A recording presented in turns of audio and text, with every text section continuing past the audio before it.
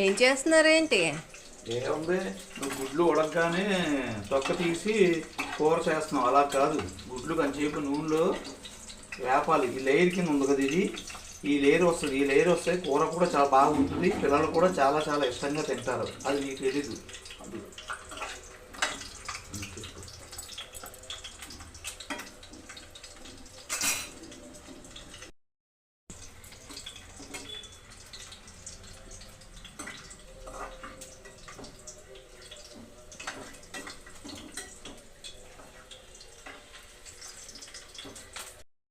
గుడ్డు గుడ్డు గుడ్డు తడికి తడికి తడికి గుడ్డు గుడ్డు గుడ్డు గుడ్డు ఏపి గుడ్డు గుడ్డు గుడ్డు తడికి తడికి తడికి గుడ్డు గుడ్డు గుడ్డు గుడ్డు మామూలుగా వండుకుంటే బాగోదమ్మా.